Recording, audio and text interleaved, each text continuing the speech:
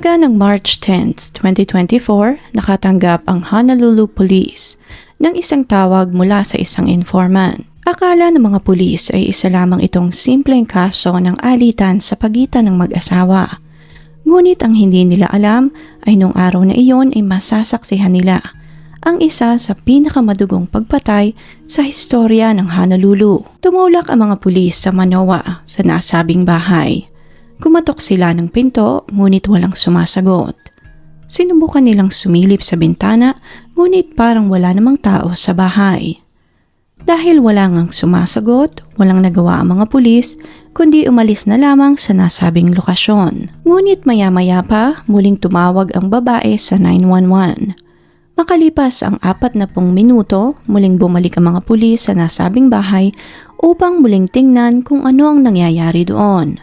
This time, naghihintay na sa labas ng bahay ang isang babae. Ang babaeng ito ang parehas na babae na nakausap nila sa telepono. Isa itong tenant sa bahay na iyon.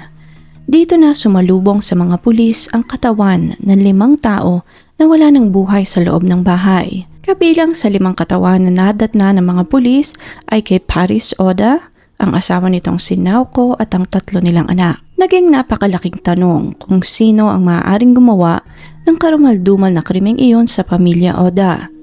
Ngunit sa pag-iimbestiga ng mga pulis, naging maliwanag para sa kanila na ang padre di pamilyang si Paris Oda ang siyang pumaslang sa kanyang buong pamilya. Ngunit ano nga ba ang nangyari? Paanong nahantong sa ganitong sitwasyon ang pamilya ni Paris? Samahan niyo ako at ating balikan ang nakakalungkot na sinapit ng pamilyang ito sa kamay ng taong dapat sana'y magpoprotekta sa kanila. Nangyari ang krimeng ito sa Manoa, Hawaii, isang tahimik at payapang neighborhood sa Honolulu. Although dinarayo ng mga turista dahil sa magagandang beaches at magandang klima, aminado ang mga tao na napakataas ng cost of living sa Honolulu. Base sa datos, ang housing expenses ay 219% na mas mataas kesa sa national average. Ang groceries naman ay 20% na mas mataas, ganun din ang utilities, transportation at marami pang iba. Sa kasalukuyan, marami ng mga pamilya ang nagkukonsidera na lumipat ng ibang state dahil sa napakaraming dahilan. Ilan na nga sa mga ito ang financial pressure at kakulangan ng diverse, economical, and educational opportunities para sa kanila at sa kanilang mga anak. Sa lugar na ito, nanirahan ang pamilya ni Paris Oda at ang asawa nitong si Naoko kasama ang 3 nilang anak. Si Paris ay isang lisensyadong chiropractor at meron siyang sariling clinic sa Ala Moana Center na isa sa pinakamalaking shopping center mall sa Hawaii. Ang asawa naman nitong si Naoko ay pinanganak at lumaki sa Japan. Katulong ni Paris si Naoko sa pagpapatakbo ng kanilang maliit na negosyo. Overall, maayos ang naging pamumuhay ng Oda family sa Hawaii. Na mga panahong ito, naghahanda na rin ang pamilya para sa nalalapit na high school graduation ng panganay nilang si Sakurako. Pinaghahandaan na rin nila ang pagka-college ng kanilang dalaga. Pangarap ng dalaga na maging isang nurse at the same time nais din ng dalaga na maging isang chef. Sobrang lapit ni Sakurako sa kanyang ina. In fact, sabay pa silang lumahok sa Hapalua Marathon sa Hawaii noong 2019. Si Oreo naman ang mga panahong ito ay nasa ika-6 na baitang pa lamang sa 6 charter school. Si Nana naman na bunso sa magkakapatid ay nasa elementary na din at noon ay nag-aaral sa Manoa Elementary School. Medyo mahiyain si Nana. Si Oreo naman ang siyang pinakamakulit, ngunit siya ang may pinakamalambot na puso sa magkakapatid. Para sa kaibigan at mga kapamilya ng Oda family, isa silang normal at masayahing pamilya. Tuwing Pasko, hindi nila nakakalimutang maglagay ng mga palamuti sa kanilang bahay na nakakadagdag sa masayang ambience ng Pasko. Kahit sa kanyang klinik, kilala si Paris bilang isang tapat at mapagmahal na haligi ng tahanan. Alam ng kanyang mga tauhan kung gaano nito kamahal ang kanyang asawa at mga anak. Ayon sa isa nitong empleyado, araw-araw ay gumigising ito ng maaga upang ipaghanda ng makakain ng kanyang pamilya. Hindi na nito inaabala pa ang tulog ng asawa dahil alam nitong pagod din si Naoko sa mga ginagawa nito araw-araw. Ngunit biglang may nagbago kay Paris. Nang sumapit ang Desyembre ng 2023, Nakapagtatakang walang mga Christmas lights at mga palamuti sa bahay ng Oda family. Sa tuwing lalabas din ng mga ito ay napakadalang na lang nilang bumati sa mga kapitbahay. Hindi na rin sila madalas nang umingiti sa kanila. Parang naging napakatahimik ng lahat sa bahay ng Oda family. Napansin din ng mga tauhan ni Paris ang pagbabago sa doktor. Palagi itong galit, parang stress at mabilis uminit ang ulo. Maging ang kanyang mga pasyente ay napansin din ang pagbabago sa ikinikilos ni Paris. Hindi na ito ang dating masayahing doktor na kanilang nakilala. Ngunit sa kabila ng mga pagbabagong ito, walang ni isa ang nag-akala sa mga susunod na pangyayari sa pamilya Oda hanggang sumapit ang umaga ng March 10, 2024. Katulad ng nabanggit kanina, nakatanggap ng nakababahalang tawag ang 911. Base sa babae sa kabilang linya, may narinig itong malalakas na sigaw sa loob ng pamamahay ng mga Oda. Mabilis na tumulak ang mga pulis sa bahay ng pamilya at nakarating sila doon bandang 8:30 ng umaga. Ngunit pagdating nila doon ay wala doon ang babaeng tumawag sa 911. Kumatok sila ng pinto ngunit walang sumasagot. Sinubukan din nilang tawagan ang number ng babae ngunit international number ang ginamit nitong numero. Tinanong din nila ang mga kapitbahay kung may narinig ba silang mga sigaw ngunit wala namang narinig ang mga kapitbahay. Walang nagawa ang mga pulis kundi umalis na lamang sa nasabing lokasyon. Ngunit makalipas lamang ang 45 minutes, muli silang nakatanggap ng tawag mula sa parehas na babae. Walang nagawa ang mga pulis kundi bumalik sa bahay ng pamilya Oda. And this time, naghihintay na sa kanila sa labas ng bahay ang babaeng tumawag sa kanila sa telepono. Nangangatal ang kamay ng babae sa takot. Maputla ang mukha nito at parang wala pa rin sa sarili. Huminga ito ng malalim at saka malungkot na ikinuwento sa mga pulis ang nangyari. Base sa tenant, bandang 2:00 ng madaling araw ay nagising siya dahil sa isang malakas na sigaw. Nagkakagulo sa labas ng kanyang kwarto. Nagsusumigaw ang mga bata pati na rin si Naoko. Hindi siya lumabas ng kwarto sa takot na madamay sa away ng pamilya. Dali-dali niyang inilak ang kanyang pinto at saka umupo sa isang sulok ng kanyang silid. Hanggang lumipas ang ilang minuto, biglang tumahimik ang lahat. Bubuksan na sana niya ang pinto nang biglang may umago sa ilalim ng siwang ng kanyang pinto. Kulay pulang likido. Doon na napagtanto ng tenant na maaaring patay na ang mag-anak dahil sa takot na natili siya sa sulok ng kanyang kwarto hanggang magliwanag. Dito na siya tumawag ng 911, ngunit hindi pa rin niya magawang tumayo sa sulok na kanyang kinauupuan dahil parang titiklop ang kanyang tuhod. Sa pangalawang tawag niya sa mga pulis, dito na nagpasya ang tenant na tumalon mula sa bintana ng kanyang kwarto at dito na nga niya hinintay ang mga pulis sa labas ng bahay ng pamilya Oda. Sinimulan ng mga pulis na silipin ang mga bintana ng bahay. Ngunit wala silang nakita doon, kaya't nagtungo sila sa likod ng bahay sa may kusina upang puwersahan ng buksan ang pinto. Dito na humantong sa mga pulis ang mga katawan ng mga napaslang. Ang unang katawan na bumungad sa kanila sa hallway ay ang katawan ng padre de pamilya na si Paris Oda. Mayroon itong saksak sa dibdib at wala ng buhay. Habang nakahandusay sa sahig, hawak pa rin ni Paris ang kutsilyo sa kanyang mga kamay. Ngunit iyon pa lamang ang simula ng kahindik-hindik na revelasyon sa kung ano talaga ang totoong nangyari sa loob ng pamamahay ng pamilya Oda. Dumiretso ang mga pulis sa unang kwarto sa bahay. Doon ay natagpuan nila ang isang dalagita na wala na ring buhay. Punong-puno ito ng saksak sa kanyang binti at dibdib. Ang dalagang ito ay ang panganay ng mag-asawa na si Sakuraku Oda na noon ay 17 taong gulang pa lamang. Sa sunod na kwarto, natagpuan naman nila ang isang batang lalaki na wala na ring buhay. Ang batang ito ang pangalawang anak ng mag-asawang Oda, ang 12 taong gulang na si Orion. Sinundan ng mga pulis ang mga bahid ng dugo papunta sa master's bedroom at doon ay natagpuan naman nila ang 2 katawan. Katawan ng 10 taong gulang na si Nana at ang ina nitong si Naoko. Si Nana ay nagtamo ng maraming saksak sa likod. Si Naoko naman ay natagpuan sa likod mismo ng pinto. Marami itong mga sugat at saksak sa iba't ibang parte ng kanyang katawan. Indikasyon na sinubukan nitong ipagtanggol ang kanyang mga anak hanggang sa huling sandali ng kanyang buhay. Na mga puntong ito, naging maliwanag sa mga pulis na ang padre di pamilya na si Paris Oda ang siyang may kagagawan ng pamamaslang.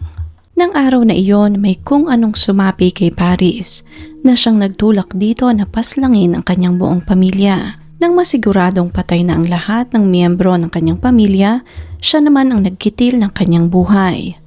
Bago gawin iyon, siniguro niya muna na wala nang maiiwan sa kanyang pamilya. Nang lumabas ang autopsy, napag-alaman na si Naoko at Sakurako ay nasawi dahil sa dami ng saksak na kanilang natamo sa kanilang buong katawan. Sina Orion at Nana naman ay nasawi dahil sa malalim na tama ng saksak sa kanilang tiyan. Napakarami ding mga defensive wounds ng mag-iina. Indikasyon na inilaban talaga nila ang kanilang buhay mula sa taong dapat sana'y magmamahal at magpoprotekta sa kanila. Base sa autopsy, matapos ang pananaksak, ilang oras pa ang dumaan bago tuluyang nalagutan ng hininga ang mag-iina. Mabilis na kumalat ang krimeng ito sa Honolulu na talaga namang naghatid ng takot sa komunidad. Naging palaisipan kung ano ang nangyari sa pamilya, gayong maayos naman ang kanilang pamumuhay. Dumagsa ang mga tao sa bahay ng pamilya. Nag-alay sila ng mga bulaklak at panalangin para sa lahat ng biktima ng krimeng ito. Ayon sa mga pulis, ito na marahil ang isa sa pinakamalalang kaso ng pamamaslang sa kanilang komunidad na nakaraang 25 taon. Napakatahimik ng community iyon, maayos rin ang mga taong nakatira doon kaya't halos walang nagaganap na krimen sa lugar. Isang nakakalungkot na balita ang pagkamatay ng pamilya dahil kilala nga sila bilang isang maayos at masayahing miyembro ng kanilang komunidad. Nagkaroon na rin sila ng mga kaibigan sa community iyon kaya't naging napakasakit ng insidenteng ito para sa mga kapitbahay ng pamilya Oda. Sa pag-iimbestiga ng mga pulis, napag-alaman nila na matagal na palang merong problemang pinansyal ang pamilya. Ilang taon nang sinusubukan ni Paris na ayusin ang kanilang finances. Ngunit sa kasamaang palad ay walang nangyayari at tila lalo silang nalulubog sa pagkakautang. Ilang taon na pala itong hindi nakakapagbayad ng taxes. Delayed rin ng ilang buwan ang bayad ng kanilang sasakyan.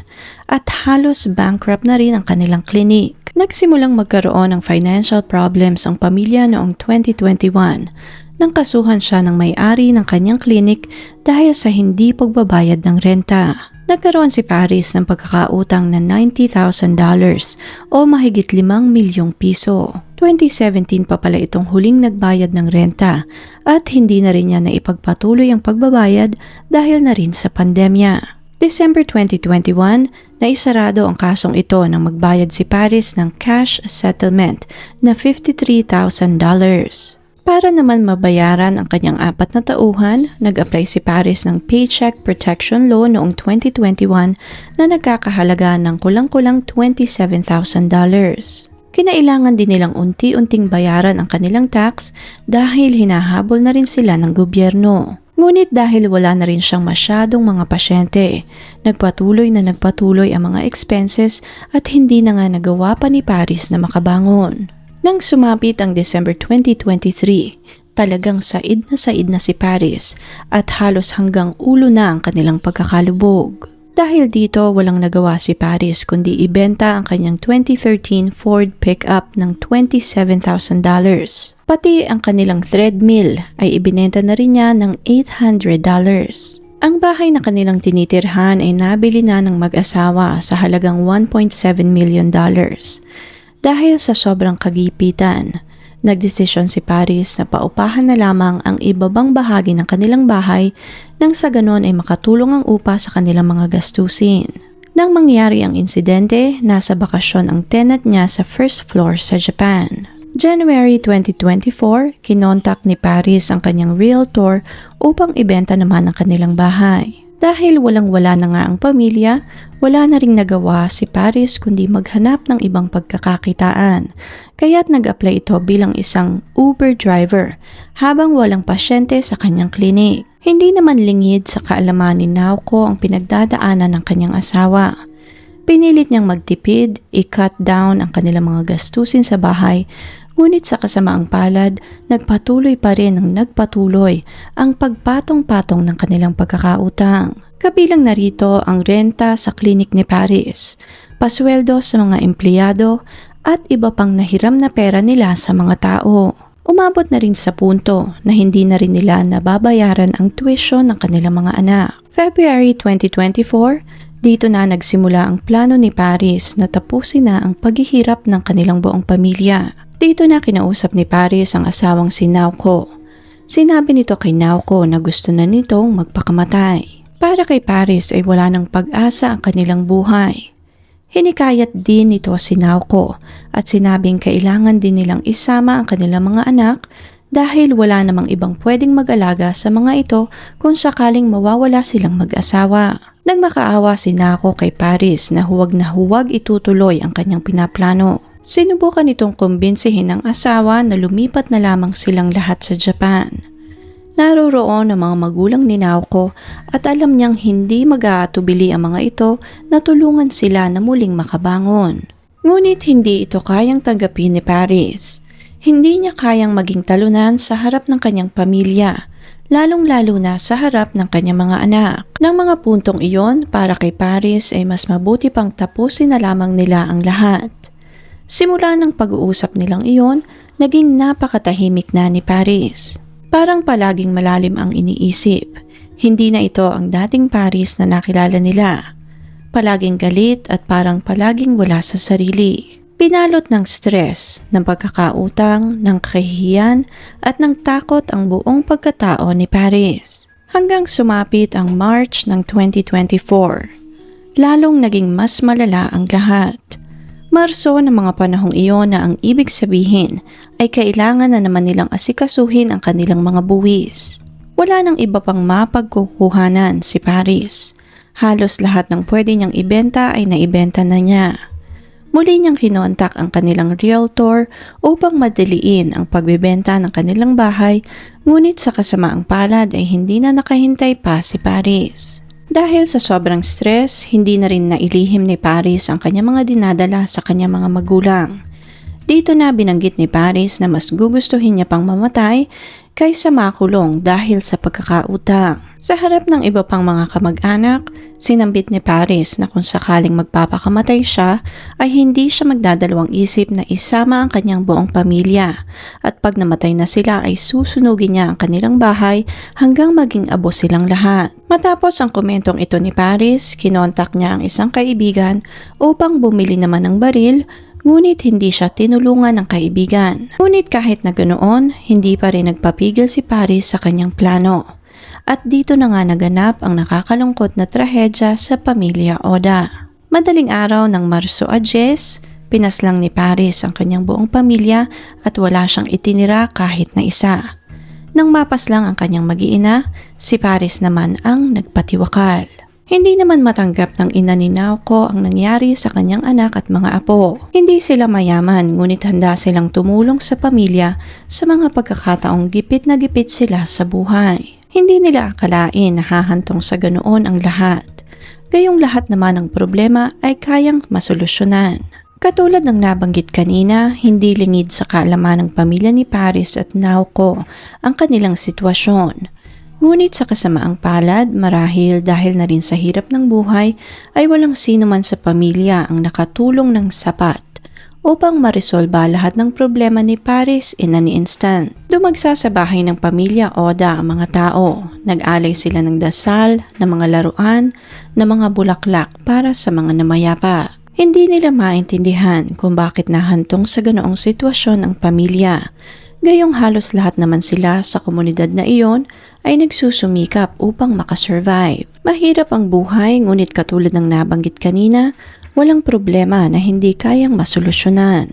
Ang nakakapagtaka pa sa lahat, bago dumating sa breaking point si Paris, walang narinig ang mga kapitbahay na kahit na anong pagtatalo o mga sigawan sa bahay ng pamilya Oda, na para bang talagang pinilit ni Paris na huwag ipaalam sa kahit na kaninong kapitbahay ang kanilang pinagdaraanan. Ganito katindi ang hatid na panganib ng stress at labis na pag-iisip. Kapag nakonsume na ng stress, ng negative thoughts ang isip ng tao, hindi malayo na makagawa ito ng mga bagay na katulad ng nagawa ni Paris dahil malayong malayo na ito sa katotohanan. Para mabilis na makarecover ang mga naiwan ng mag-anak, nag-alay ang eskwelahan ng mga bata ng libreng therapy para sa mga estudyante na i-manage ang kanilang pagluluksa sa pagkawala ng kanilang mahal na kaklase. Nag-hold din ang mga school ng mga early morning services upang ipagdasal at ihatid sa huling hantungan ang buong Oda family. Naging available din ang Crisis Council and Intervention Team para sa mga bata namang nangangailangan ng makakausap upang i-manage ang kanilang pagluluksa. Hinikayat ng mga doktor ang mga magulang ng kaklase ni Sakurako, Orion at Nana na kausapin ang kanilang mga anak at maingat na ipaliwanag kung bakit hindi na nila muli pang makikita ang kanilang mga kaklase. Hindi rin naman pinabayaan ng gobyerno ang mga taong naggalit ng sobra sa pangyayari dahil ayon sa mga eksperto, kailangan ay mamanage din ng komunidad ang kanilang galit kung paano at bakit nangyari ang krimeng iyon sa kanilang lugar. Kaya't nag-provide din sila ng medical team na maaaring tumulong sa mga tao in case nais nila na may makausap. Sa kasong ito ng pamilya Oda, masyadong dinamdam ni Paris ang pagkakalugmok ng kanyang pamilya. Marahil masyado itong natakot na mahusgahan at mabansagang isang talunan at isang irresponsableng ama sa kanyang mga anak. Nakakalungkot isipin na sa isang iglap ay 5 buhay ang nawala. Dito po nagtatapos ang kaso ng Oda family. Hindi ako sang-ayon sa naging desisyon ni Paris, ngunit again, mahirap manghusga dahil unang-una, hindi rin natin alam kung ano ang tumatakbo sa utak ni Paris na mga puntong iyon. Ngunit ano po sa inyong palagay? Kung kayo po ang nasa sitwasyon ni Paris, ano ang maaari niyong gawin nang sa ganon ay makabawi ang inyong pamilya? Kung interesting po ang kasong ito para sa inyo, please leave a comment and share your thoughts sa comment section below. Please click on the subscribe button and notification bell as well para updated kayo sa mga susunod pang videos. Salamat po and see you on the next one.